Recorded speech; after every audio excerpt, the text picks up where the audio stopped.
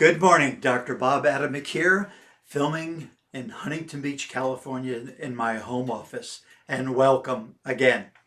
Today, I want to talk with you about the use of psychometric tools and hiring employees, hiring good employees. And sometimes we need those extra tools to help us out. Now, if you're a small business owner, I'm concerned about a couple of things. Number one, COVID has been a major game changer for all of us in the industry, in the human resources field. And so we're dealing with that. And as people are starting to come back to work, you need to know more about your people than you've ever known before. And I'll tell you why. There's also another group of people that have entered called Generation Z, who is new to the workplace. And so this is the first time that 4 generations are actually working together in the workplace. And so you need to know as much as you can about Generation Z, the younger group coming in that is more technical savvy, yet they have less interest in work, less interest in careers, and sometimes even less interest in getting the work done and doing a good job.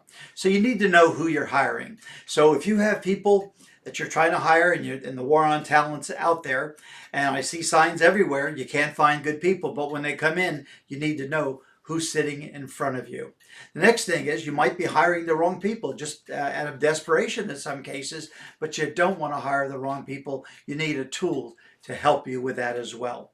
Then if your turnover is starting to slightly increase in the organization, you're going to need a tool to help you with that and reduce the cost and the problems associated with turnover. And I know what that can cause. I've been in the seat for many, many years.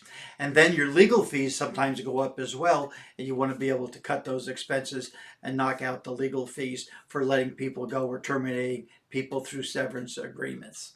And the last thing, overall morale of the organization goes down when you hire the wrong people and put the wrong people in charge. So I want to talk with you about the tool that I've used for 40 years called AVA. Activity Vector Analysis. It measures 6 points of personality traits and behavior that helps us to be able to determine if we want to hire this person or not based on their behavior, their competencies, their skills, their motivations, and so many other factors. So we'll use the analogy today of a salad. We're just making a salad, and we want to put all these things in the salad to have a great lunch, right? Okay, here we go. Well, the first thing AVA measures is energy. Energy is important. Why? Because when you want somebody to go to work, you want them to be able to have the capacity in their mind to do the work, make the decisions, go from email to email, project to project, person to person, and energy is a major factor in measurement from 0 to 100 on the scale. Then the next thing that it's going to measure for you is the assertive scale. How assertive is the personality? Now that's important because if you're hiring somebody that's going to be a leader, you want them to be able to direct people fairly and be able to direct and talk to people and not be so confrontational. And sometimes if they're too confrontational, you need to know that as well. Or on the other end of the continuum, they may be non-confrontational and avoid listening to people and have this avoidance strategy going on as well, and just maybe too easygoing for a particular position. Okay, so there's 2 things. Number 3 is the social scale that it measures. What's that all about? The ability to be around people, to engage people, to like people. If you're hiring salespeople, you want them to have a high degree of social skills, right?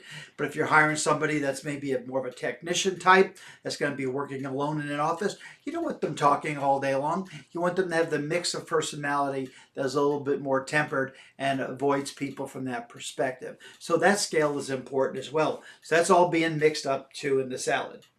Next is the calm scale.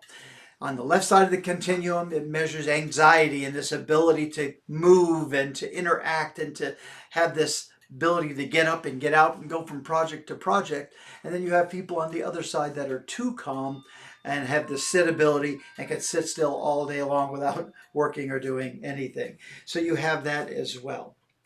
Next, you're going to get into the conformity scale. Conformity is about attention to detail.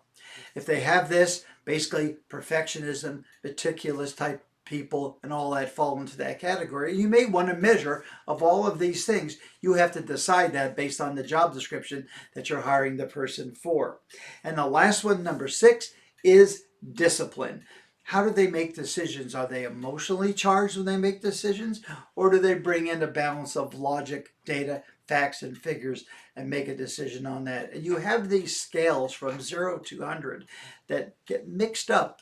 And then all of a sudden, you have an 8 or 10-page report on the personality, and you know exactly who you're hiring. No, it's not on the resume. No, it's not on their bio. Those are things they want you to see. The AVA provides you a wonderful profile of the personality, and it even tells you if the person is going to be successful in that role or not.